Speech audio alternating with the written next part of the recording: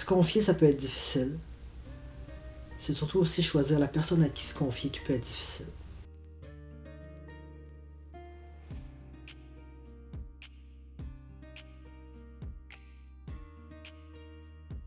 Ce que j'entends beaucoup dans mon bureau, c'est des personnes qui veulent pas se confier, pas parce qu'ils n'ont pas confiance, mais parce qu'ils disent cette personne-là a déjà ses problèmes, je veux pas lui en rajouter, je veux pas la gosser, je veux pas être un burden, un fardeau. Puis je pense que ça vient avec une problématique que nous, comme humains, en tout cas présentement, je sais pas si on a toujours été comme ça, mais on a tellement un inconfort avec le mal-être, avec la tristesse, que si on voit quelqu'un qui file pas, qui est triste, on se sent obligé ou automatiquement on vient en solution mode. Il faut qu'on fixe ça. Et les gens savent ça. Donc ils veulent pas se confier parce qu'ils vont se dire mais la personne va vouloir m'aider puis elle a pas l'énergie de s'aider elle-même, je veux pas lui donner ce poids-là sur ses épaules, cette pression-là de m'aider.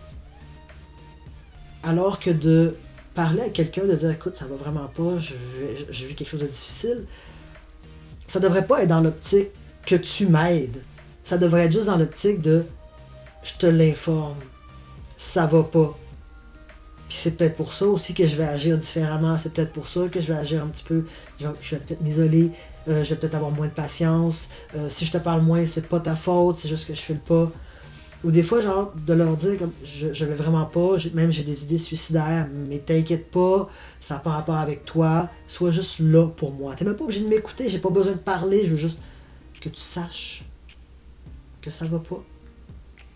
Et l'autre personne n'a pas à t'aider, n'a pas à trouver des solutions pour toi, mais juste savoir que quelqu'un est là qui sait. Ça fait du bien. Mais l'affaire, c'est que oui, comme personne, on va penser qu'il faut faire quelque chose pour aider l'autre. Puis ça, oui, effectivement, ça peut devenir lourd sur nos épaules si on le prend, puis on veut pas que l'autre le prenne, fait qu'on fait rien. Est-ce qu'on peut s'arranger, est-ce qu'on peut s'entendre pour que si quelqu'un vient te voir en disant que il va pas bien, il est triste, il file déprimé, il y a des idées suicidaires, est-ce qu'on peut s'entendre pour que tu lui répondes juste quelque chose comme « Merci de me l'avoir dit. Merci de t'être confié. Sache que si tu as besoin de parler, je suis là. » Parce que quelqu'un nous parle, ça ne nous donne rien sur les épaules. Ça nous donne pas. Ça ne nous donne pas la job de l'aider. Ça nous donne juste une oreille. Il est là pour nous écouter. Il est là pour nous parler et nous, on l'écoute. Puis des fois, c'est juste ça qu'on a besoin. Quelqu'un qui nous écoute, quelqu'un qui nous dit « Ouais, c'est vrai que ça soque. Ben écoute, moi à ta place, je filerais pareil. Je suis là, moi je tiens à toi. » Des fois, juste ça, c'est suffisant. Donc on s'entend là-dessus. Quand quelqu'un vient vous parler, ne prenez pas ses problèmes sur vos épaules, soyez juste là pour l'écouter. Si on s'entend là-dessus, puis que ça devient mainstream, qu'on peut parler, ben peut-être que les gens vont de plus en plus avoir moins peur de se confier, de dire qu'ils vont pas, parce qu'ils savent qu'ils vont pas mettre un poids sur l'autre, parce que l'autre est libre de prendre ce poids ou juste d'être une oreille pour écouter. Je trouve ça triste, mais en même temps, je comprends 100%. Parce que moi aussi, je suis comme ça. Tu sais, je suis la personne que les gens vont voir quand ils ne filent pas. Avec raison, tu sais. Je suis quand même une bonne écoute, mais je me rends compte que quand c'est moi qui file pas, j'ose pas. Remarque que j'ose pas juste à cause que la personne a ses problèmes, je vais pas y en mettre. C'est plus parce que aussi, oui, je sais, moi j'ai été formé. Genre, j'ai été 3 ans et demi à l'école et j'apprends et je continue d'apprendre dans ma job comment être une bonne écoute.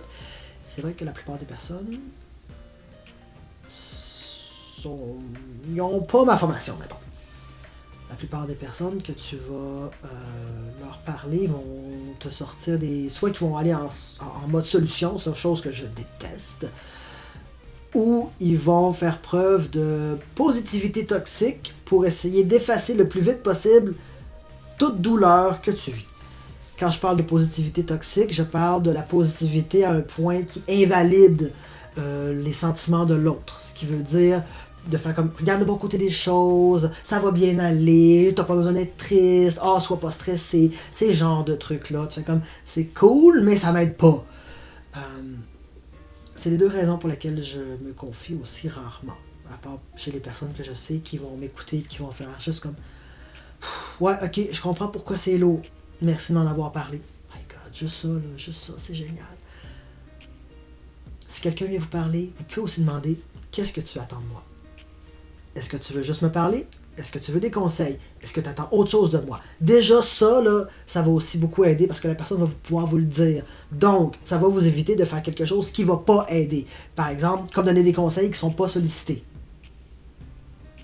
Une des premières choses qu'on nous apprend dans l'intervention sociale, c'est que quand une personne vient avec un problème, on lui demande « Qu'est-ce que tu as essayé jusqu'ici pour régler le problème? » À mon avis, moi, personnellement, je trouve qu'il n'y a rien de plus gossant que quelqu'un qui, mettons, je viens t'expliquer un problème que j'ai, puis que la personne commence à me dire « Ah, tu devrais faire ça, tu devrais faire ça, tu devrais faire ça. »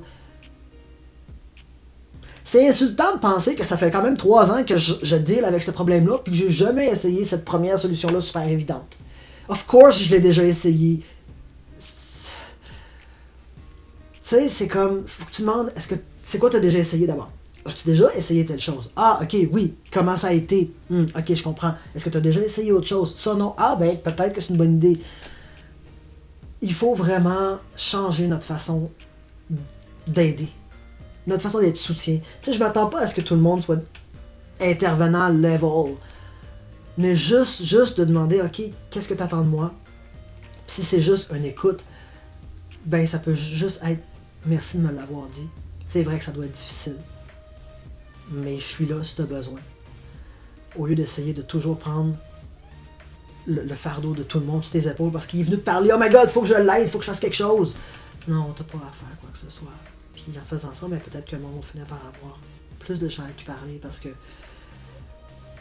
le monde ne se confie pas. Puis tout ce qui reste en dedans pourrit là.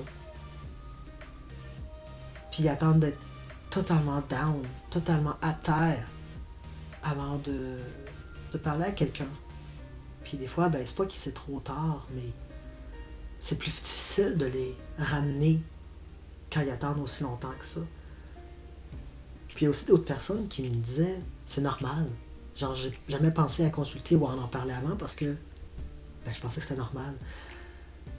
On pense que c'est normal parce que tout le monde, presque, beaucoup de monde, vivent avec beaucoup de stress, vivent avec beaucoup d'insatisfaction dans leur vie, vivent avec beaucoup de down. Puis toi, tu vois ça de tes amis, de ta famille, puis tu penses que c'est normal, puis tu te poses pas de questions.